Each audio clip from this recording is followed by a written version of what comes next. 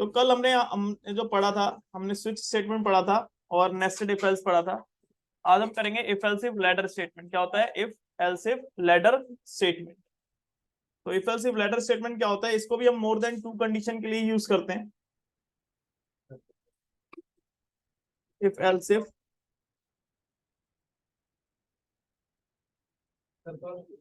है एक if else if ladder statement. क्या होता है if else if ladder statement? तो ये इसको भी हम यूज करते हैं कब, मोर देन टू कंडीशंस के लिए। जब मेरे को चॉइसेस मेरे पास हो, मोर देन टू कंडीशंस हो, तो उसके लिए हम क्या करते हैं, if else if ladder statement को यूज करते हैं। तो more than, work on more than two condition, more than two conditions. जब आपको मोर देन टू कंडीशंस पे काम करना हो, वर्क करना हो, तो उसके लिए हम किसका यूज करते हैं, if else if ladder statement का यूज करते हैं। किसका यूज करते हैं, if else if ladder statement. इसका सिंटेक्स क्या होता है हमारे यहाँ पर, इसका सिंटेक्स होता है, इसका सिंटेक्स क्या होता है, जैसे कि इफ आता है, क्या आता है हमारे पास, इफ। क्या आता है हमारे पास, इफ आता है। इफ के अंदर क्या होता है, हमारी कंडीशन होती है। क्या होती है हमारी कंडीशन? इफ के अंदर क्या होती है, हमारी कंडीशन होती है। इफ के अंदर क्या होती है, हमारी कंडीशन होती है। जैसे हमने कल बताया था। और इफ कब चलता है, जब कंडीशन क्या होती है, क्या होती है कंडीशन जब इफ चलते है? तो आपसे ही पूछ रहा हूँ, इफ कंडीशन, इफ कब चलता है, जब कंडीशन ट्रू होगी या फॉल्स? ट्रू होगी। कब चलेगी, ट्रू। जब हमारी इफ की कंडीशन क्या होती है, ट्रू होती है, तो ही हमारा ब्लॉक चलेगा, वरना वो ब्लॉक एग्जीक्यूट नहीं होता। तो यहाँ पर मैंने लिखा, तो इसके अंदर मान लो, इसके अंदर मैंने कोड लिखा, code to be executed, code to be executed when if condition is true, when if condition is true. यानी ये कोड कब चलेगा, जब हमारी इसकी कंडीशन ट्रू होगी, तो ही हमारा कोड चलेगा, वरना हमारा कोड एग्जीक्यूट नहीं होता। सेकंड आता है हमारा एल्स इफ। क्या आएगा हमारा, एल्स इफ। अब एल्स इफ मतलब देखो, इफ होता है, यानी इफ के अंदर क्या होता है, अगर मैं मल्टीपल इफ लगाता हूं तो हर कंडीशन को चेक करता है। एल्स इफ में क्या होगा कि अगर एक कंडीशन ट्रू है तो दूसरे को चेक ही नहीं करेगा। जैसे स्विच में एक बार में एक ही चलता था, वैसे यहाँ पर भी है कि अगर मल्टीपल कंडीशन है, तो अगर एक पहली कंडीशन ट्रू होगी तो दूसरे को चेक करने नहीं जाएगा। अगर पहली फॉल्स है तो दूसरी को चेक करने जाएगा। अगर वही फॉल्स है तो तीसरी को चेक करेगा, जितनी आपने कंडीशन लगा रखी होंगी। लेकिन जो ट्रू होगी वही चलेगा, उसके अलावा दूसरी स्टेटमेंट यहाँ पर एग्जीक्यूट नहीं होती। एल्स इफ में मैंने कंडीशन 1 दे दिया, और कंडीशन मतलब ये कब चलेगा, जब code to be executed, code to be executed when condition 1 is true, condition 1 is true. यानी ये कोड कब चलता है, हमारी कंडीशन 1 क्या होती है, ट्रू होती है, तो ही हमारा ये कोड चलेगा, वरना हमारा कोड एग्जीक्यूट नहीं होता। फिर हमने यहाँ पर एल्सिफ लगाया एक और। आप कितने भी नंबर ऑफ एल्सिफ लगा सकते हो इसमें, कितने भी नंबर ऑफ क्या लगा सकते हो, एल्सिफ लगा सकते हो। जैसे मान लो यहाँ पर मैंने कंडीशन 2 दे दी। अब इसका कोड कब चलता है, ये वाला कोड कब एग्जीक्यूट होगा, जब हमारी कंडीशन 2 ट्रू होगी। कौन सी होगी, कंडीशन 2। तो code to be executed, code to be executed when condition 2 is true. जब हमारी कंडीशन 2 ट्रू होगी तो ही हमारा ये कोड चलेगा। लास्ट में अगर मान लो हमारी सारी कंडीशन फॉल्स होती हैं, अगर हमारी सारी कंडीशन क्या होती हैं, फॉल्स होती हैं, तो हमारे यहाँ पर क्या एग्जीक्यूट होता है, एल्स एग्जीक्यूट होता है। भाई जिसको नया बैच लेना हो जावा का, वो आज से 3 बजे ज्वाइन कर सकता है। कितने बजे ज्वाइन कर सकता है, 3 बजे। आज से 3 बजे जावा का बैच स्टार्ट हो रहा है। जिसको भी ज्वाइन करना हो वो जावा का नया बैच 3 बजे ज्वाइन कर सकता है आज से, ठीक है। आज से स्टार्ट होगा 3 बजे। प्रणव, तुम यही लेना बैच, ओके। तो यहां पर मैंने लिखा, तो एल्स कब चलेगा, if any cases are not match. अगर कोई कंडीशन मैच नहीं करेगी तो क्या चल जाएगा हमारा, else. All conditions are false, all conditions are false, then else block is executed. तो हमारा एल्स का ब्लॉक क्या हो जाएगा, एग्जीक्यूट हो जाएगा। अगर सारी कंडीशन क्या होंगी, हमारी फॉल्स होंगी, तो एल्स का ब्लॉक क्या हो जाएगा हमारा, एग्जीक्यूट हो जाएगा। समझ में आया? इस तरीके से this is the if else if ladder statement. क्या होता है if else if ladder statement? इसका रियल वर्ल्ड एग्जांपल क्या होता है वो मैं करके दिखाता हूँ, कैसे हम इसको रियल वर्ल्ड में यूज करते हैं if else if ladder statement के थ्रू।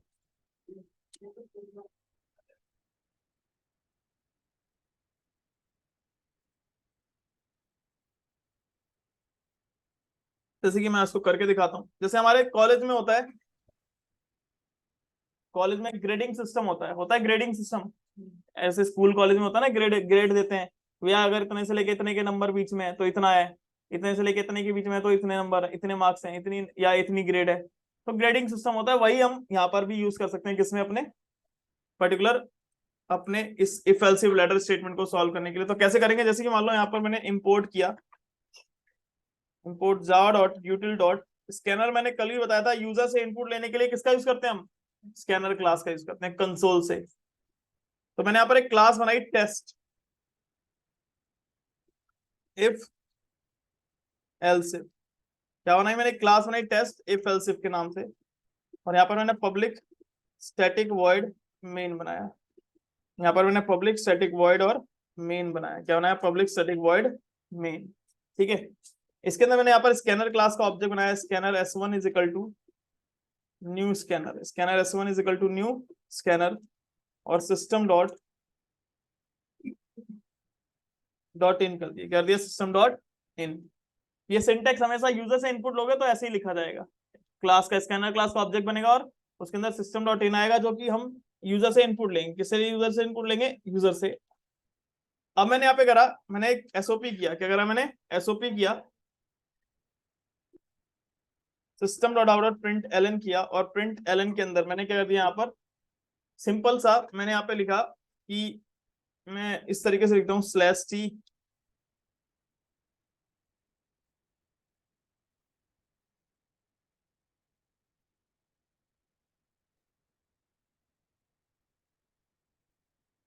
कॉलेज ग्रेडिंग सिस्टम, और मैंने यहाँ पर स्लैश एन और स्लैश इन कर दिया स्लैश एन और स्लैश इन।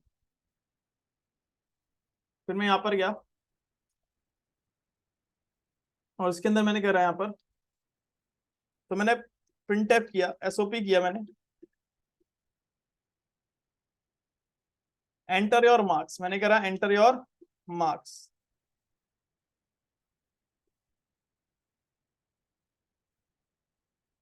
यहाँ पर इंट मार्क्स के नाम से एक मैंने वेरिएबल बनाया मार्क्स, और इज इक्वल टू में s1 डॉट क्या कर दिया मैंने, नेक्स्ट इंट कर दिया s1 डॉट नेक्स्ट इंट कर दिया। मेरे को इंटीजर नंबर इनपुट लेना है, इसलिए मेथड का नाम क्या है, नेक्स्ट इंट है। अब मैंने यहाँ पे क्या करा, मैंने यहाँ पर लिखा, अब ये मैंने मार्क्स इनपुट लिए, तो सबसे पहले मैंने कंडीशन लगाई इफ। क्या लगाई, इफ अगर मेरे मार्क्स ग्रेटर देन होते हैं किससे, इक्वल होते हैं किससे, जीरो के, ग्रेटर देन और इक्वल होते हैं किसके, जीरो के। अगर मेरे मार्क्स ग्रेटर देन और इक्वल होते हैं किसके, जीरो के। ठीक है, हाँ जी, तेरा इसमें ये साइड में पीछे है ना, तेरे पीछे आपको नया बैच दिया ये, एक नया बैच ना आज 3 बजे भी स्टार्ट होगा।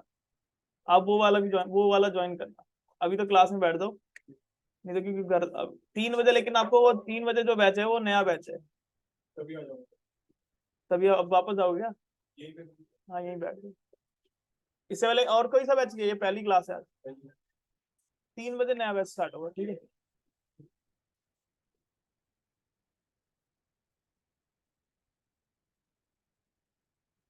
उनको मैंने बोला भी था कल कि बोल दो सबको, ठीक है। तो इंट मार्क्स, यानी मार्क्स की अगर मैं बात करता हूँ, मार्क्स अगर मेरा ग्रेटर देन होता है, इक्वल होता है किससे, जीरो के। एंड अगर मेरा मार्क्स लेस देन होता है किससे, 40 से। अगर मेरे मार्क्स लेस देन होते हैं किससे, 40 से। अगर मेरे मार्क्स ग्रेटर देन और इक्वल होता है किसके, जीरो के। एंड हमारा मार्क्स होता है अगर वो लेस देन होता है किससे, 40 से, तो क्या करते हैं यहाँ पर, एसओपी कर दे फेल। क्या प्रिंट कर दे यहाँ पर, फेल, फेल है, ठीक है। फिर आया एलसिफ। क्या है हमारे पास, एलसिफ अगर मेरे मार्क्स ग्रेटर देन और इक्वल होते हैं किसके, 40 के। एंड एक ऑपरेटर होता है लॉजिकल ऑपरेटर। लॉजिकल ऑपरेटर मतलब मार्क्स दोनों कंडीशन ट्रू होनी चाहिए, दोनों, यानी 0 से ज्यादा होने चाहिए और 40 से कम, 0 से ज्यादा भी होने चाहिए और 40 से कम भी होने चाहिए। तो ही वो चले, वरना वो एग्जीक्यूट ना हो। जीरो, तो ये कंडीशन है। जैसे हम यूजर नेम और पासवर्ड करते हैं ना, यूजर नेम एंड पासवर्ड दोनों कंडीशन ट्रू हो तो ही वो लॉग इन करे, तो ये उसके लिए हम इस एंड ऑपरेटर का ही यूज करते हैं। ये एंड एक लॉजिकल ऑपरेटर होता है। क्या होता है? एक लॉजिकल ऑपरेटर। तो मैंने लिखा एंड मार्क्स अगर मेरे लेस देन और इक्वल होते हैं लेस देन होते हैं किससे? 50 से। लेस देन होते हैं किससे? 50 से। तो एसओपी कर दे क्या?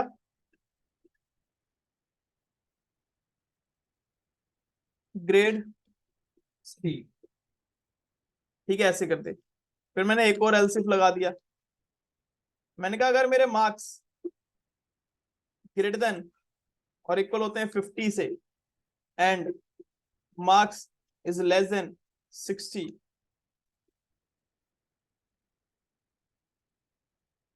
तो एसओपी में प्रिंट कर देगा ग्रेड सी प्लस। ऐसे कर देता हूं।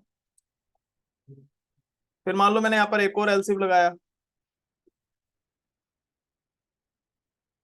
अगर मेरे मार्क्स ग्रेटर देन और इक्वल होते हैं किसके? 60 के and marks is less than 70, तो एसओपी में प्रिंट कर दे क्या? Grade B. इसको मैं कॉपी कर लेता हूं। फिर मैंने एक और एलसीफ बना दिया ऐसे ही। मैंने कहा अगर मेरे मार्क्स 70 से ज्यादा हो और 80 से क्या हो? कम हो, तो प्रिंट कर दे ग्रेड बी प्लस। फिर अगर मैंने यहाँ पर एक और एलसीफ बनाया, मैंने कहा अगर मेरे मार्क्स 80 हो, 80 हो, आगे आ जाओ, ये आगे चेयर खाली पड़ी है। ठीक है, उसके बाद मार्क्स मेरे 80 से ज्यादा हो और 90 से कम हो, तो प्रिंट कर दे यहाँ पर ग्रेड ए। क्या प्रिंट कर दे? Grade A. तो अगर मैं बात करता हूँ यहाँ पर, फिर मैंने एक और एलसीफ लगाया। क्या लगाया? एक और एलसीफ लगाया है। लेकिन एल्स हम इसके लिए नहीं लेंगे ना, एल्स हम ले लेंगे इनवैलिड के लिए। तो अगर मेरे मार्क्स ग्रेटर देन और इक्वल होते हैं किसके? 90 के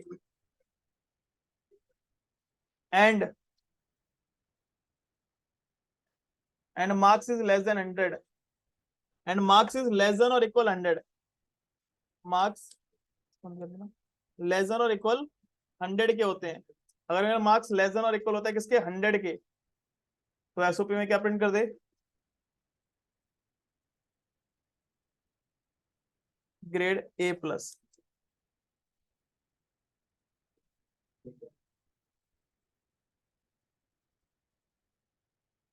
नहीं तो लास्ट में क्या चल जाए? फिर एल्स चल जाए। क्या चल जाए? एल्स। नहीं तो लास्ट में क्या चल जाए? फिर एल्स चल जाए। और एसओपी में क्या प्रिंट कर दे? Invalid marks. अगर इसके अलावा मैं माइनस में डालता हूँ या 100 से ज्यादा डालता हूँ, तो क्या प्रिंट कर दे? Invalid marks. तो जब भी आपको ऐसे कभी मेन्यू, अगर मल्टीपल कंडीशन पे कोई सॉफ्टवेयर काम करना हो और रेंज पे करना हो, भैया इतने से लेके इतने के बीच में, तो आप हमेशा क्या यूज करते हो? If else if ladder statement का यूज करते हो। स्विच हमने यूज किया था मोर देन 2 कंडीशन के लिए, बट उसमें एग्जैक्ट वैल्यू जाती है जो चॉइस होती है। इसमें रेंज जाती है। क्या आती है? रेंज। होता मोर देन 2 कंडीशन के लिए, तो आप स्विच वाला काम इससे कर सकते हो, लेकिन इतना कॉम्प्लिकेटेड हो जाता है, तो इसलिए हम स्विच भी यूज कर लेते हैं। लेकिन जब भी आपको रेंज पे काम करना हो, तो आप इस if else if ladder statement का ही यूज करोगे। समझ में आया? इस तरीके से। अब जैसे ही मैं इसको सेव करके चलाता हूँ,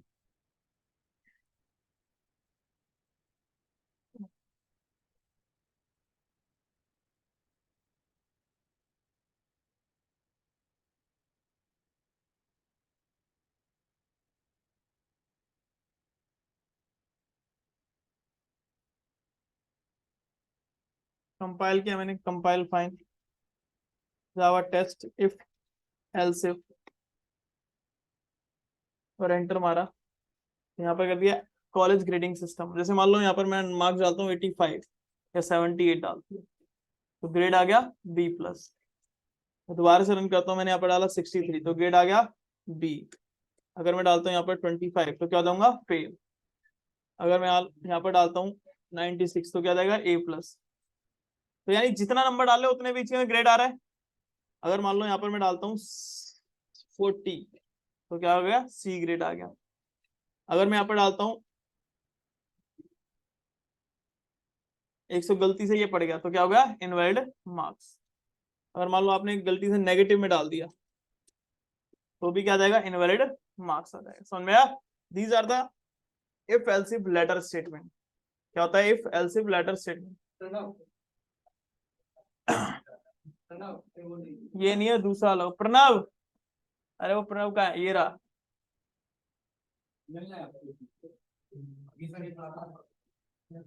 अभी बुला रहा हूँ। समझ में आई है? इसमें कोई डाउट तो नहीं किसी को? समझ में आई ये वाला इफ एल्सिफ लेटर स्टेटमेंट जैसे हमने उसमें पढ़ा था सी में, वही सेम है, सिर्फ लिखने का तरीका बदलता है। इसमें कोई डाउट तो नहीं? इसको मैं आपको शेयर कर देता हूँ। ग्रुप में ऐड होना सारे इस वाले 11 बजे वाले में।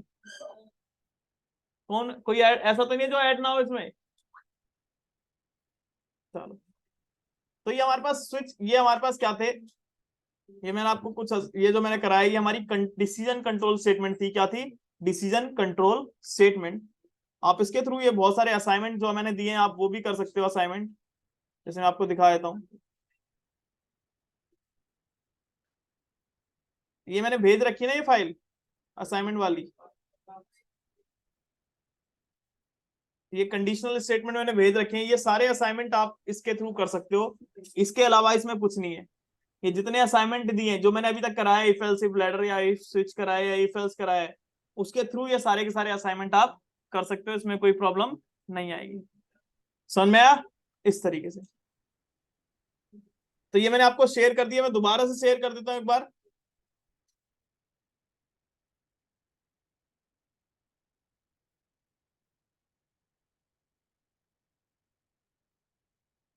मैंने इसको शेयर कर दिया दोबारा से। तो ये असाइनमेंट आप करके देख सकते हो, इसमें कोई दिक्कत आएगी तो मैं नेक्स्ट वीक मंडे को करा दूंगा मंडे को करवा दूंगा। समझ में आया? इस तरीके से। तो आज एक नया टॉपिक स्टार्ट करते हैं अपना, लूप। क्या स्टार्ट करते हैं? लूप। एक बार ये मीटिंग क्लोज हो रही है, एक बार दोबारा से कनेक्ट कर लो सारे।